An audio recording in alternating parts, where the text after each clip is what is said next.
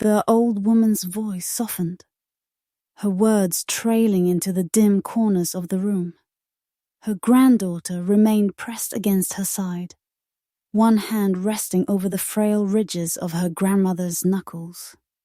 The house was quiet except for the distant chorus of crickets outside and the faint bubbling of water on the stove.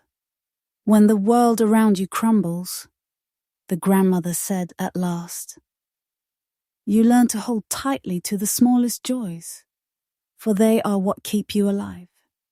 Her eyes drifted shut for a moment, and when they opened again, the present seemed to dissolve into the shimmering haze of memory. Flashback. The years after fleeing her home blurred into survival. Her family settled in another village, far from the charred remains of their old life. There, she grew quickly, not by choice, but by necessity. Childhood had ended, the night fire rained from the sky. What remained was a young girl with hands too small for the burdens she carried. She remembered fetching water before dawn, her bare feet numb against the cold earth. She remembered working in fields that were not theirs, her back bent under the weight of tools far heavier than her frame. Her palms blistered, her shoulders ached, but she never complained. Each task was survival, each ache a sign they had made it one more day. And yet, even in the harshness of those years, there was something gentle, a spark among ashes. He was a boy from the same village, his hair dark, his smile quick, his eyes brighter than the river at sunrise.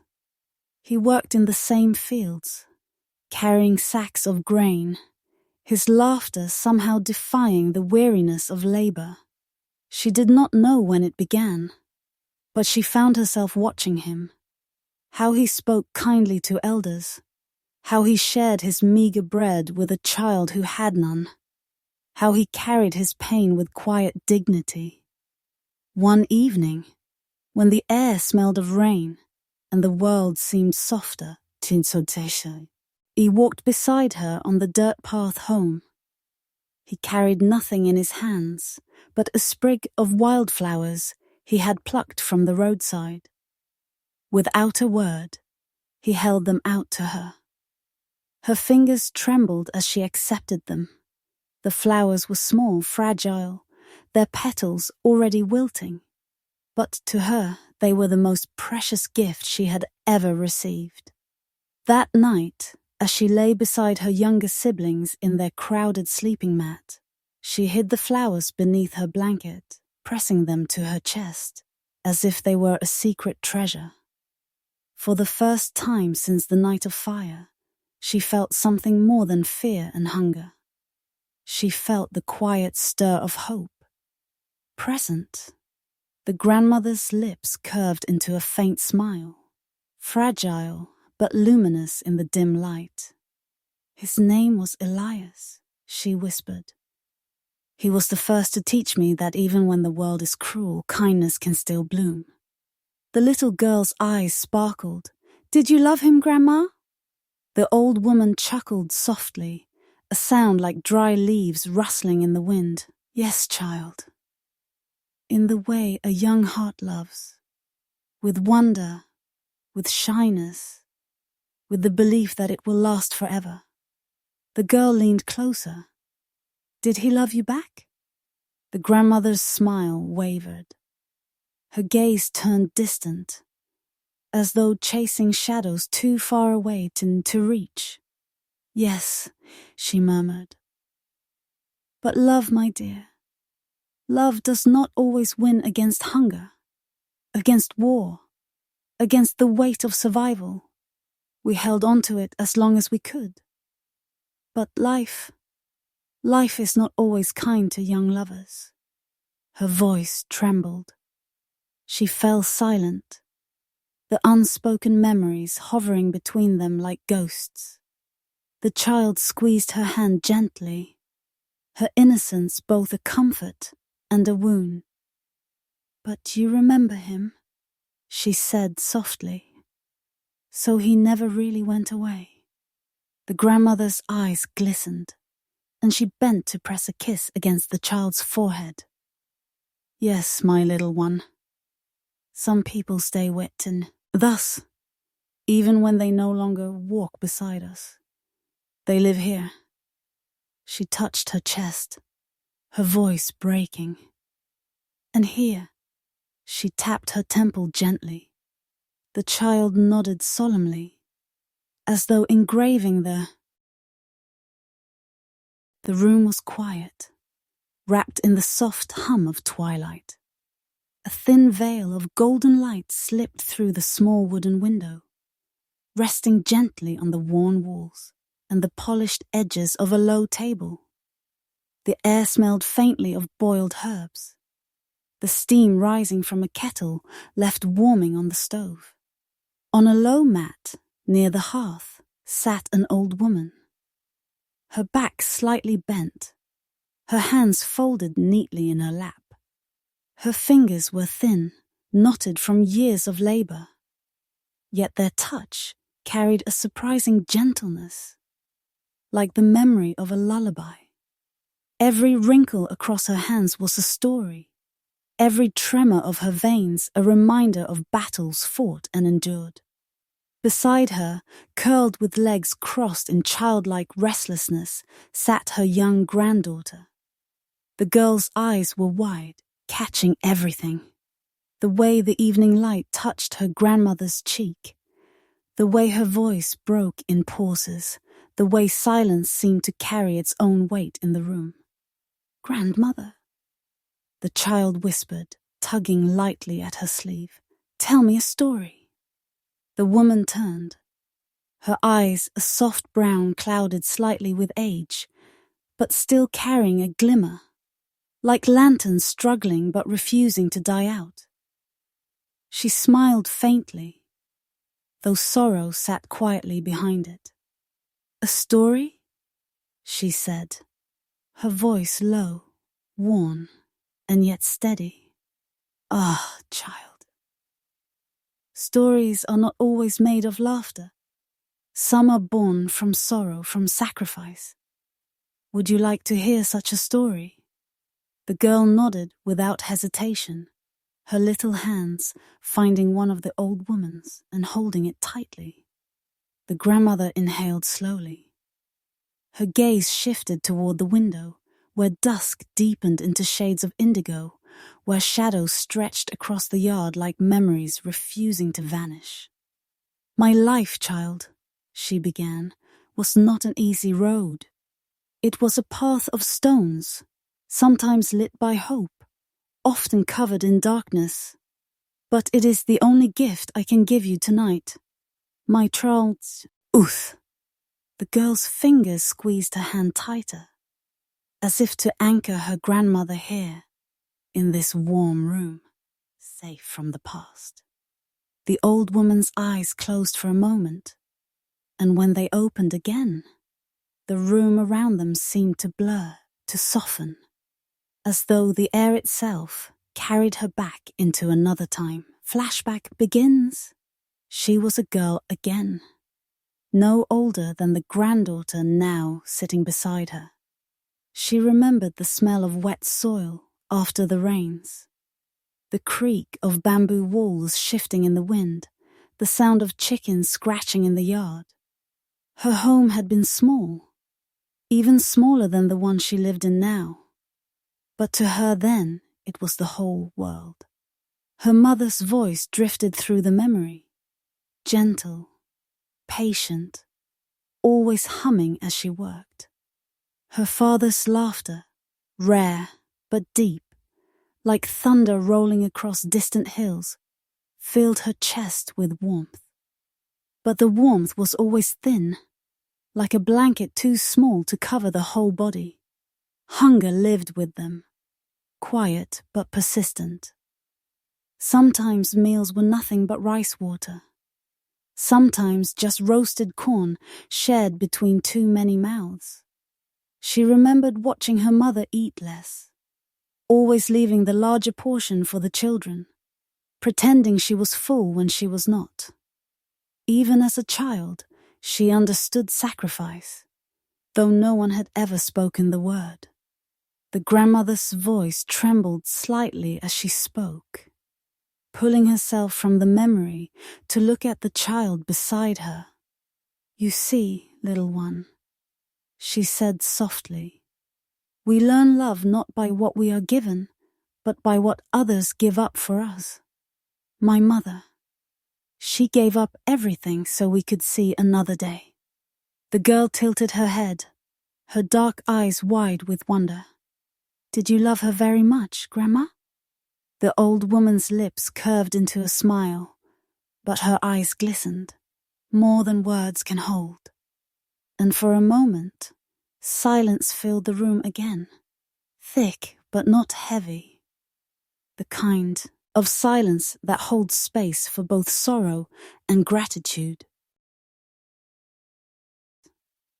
The old woman's eyes drifted back toward the window, as if the fading light could summon the shadows of her past. The child leaned closer, her small fingers still wrapped around her grandmother's hand. "I was not much older than you," the grandmother said slowly, "when the world around me changed. Childhood ended the night the sky began to roar. Flashback. It began with whispers in the village. Men speaking in hurried tones, their voices sharp and uneasy. Women gathered in corners, eyes filled with fear they tried to hide from their children. She remembered how the air itself seemed to change, heavy, waiting, as though even the birds were too afraid to sing. Then came the night of fire. The sound was the first thing she recalled. The scream of machines above, thunder unlike any she had ever known. The sky cracked open, spilling flames and smoke. Her mother's hands grabbed her, pulling her into the dark corners of their bamboo home. Her father's voice, urgent, broke through the chaos. "Run! Now!" The ground trembled as fire fell from the heavens. She remembered clutching her younger brother's arm, the two of them stumbling barefoot across the rocky path, their breaths sharp in their throats. Behind them, homes burned like candles left in the wind. The smell of smoke and blood filled her lungs, so strong she could taste it. The cries of neighbors pierced the night, then were swallowed by silence. She remembered turning her head, just once, and seeing her childhood home engulfed in flames. The only world she had known was disappearing in front of her eyes. They fled into the forest, her mother carrying the youngest child against her chest, her father guiding them through paths no one dared to take. The trees became both shield and prison, branches clawing at their skin, shadows whispering with every step. For days they walked. Hunger gnawed at their bellies, thirsty burned their throats. The grandmother's voice faltered as she spoke, and for a moment she seemed to be back in that forest, a frightened girl stumbling in the dark. Present, the child gasped, her eyes wide. "Were you scared, Grandma?" The old woman looked down at her granddaughter's innocent face and nodded slowly. "Yes, my dear. I was terrified. Fear was like a hand squeezing my chest, every hour, every breath. But fear is not always the enemy. Sometimes it is what pushes your feet forward when you want to stop." The girl frowned slightly, trying to understand. Did you lose anyone?" The old woman's hand tightened gently over the child's. Her gaze sank into the dimming room. "Yes," she whispered. "We lost neighbors, friends, and I lost a brother along the road." Her voice cracked then, fragile as dry wood. She paused, breathing slowly, gathering herself. "He was younger than me. she continued after a silence, too young to carry such a burden. The journey was long, and his small body grew weaker each day. My mother tried to hide her tears. My father pressed his lips until they bled. But we all knew. One morning he simply did not wake. His eyes stayed closed, as though he had slipped into a gentler world where there was no hunger, no womb. The child's lips trembled. She pressed closer to her grandmother, wrapping her small arms around her waist. The old woman stroked her hair, her fingers trembling but tender. That was the first time I learned what it meant to lose someone you love, she whispered. A lesson life would teach me many times again. The kettle whistled faintly in the background, the sound soft but steady, like a heart that refused to stop beating. The grandmother's voice lingered in the quiet, after speaking of Elias, her first love. The kettle hissed faintly on the stove, and the child rested her head on her grandmother's lap, eyes wide, waiting for more. Life carried me forward, child, the old woman said softly. It does not ask if we are ready. It pulls us, sometimes gently, sometimes like a storm. I was still young when I was given into marriage. Not with Elias, no. Fate had other paths for me. Flashback, she was 17 when her parents arranged her marriage.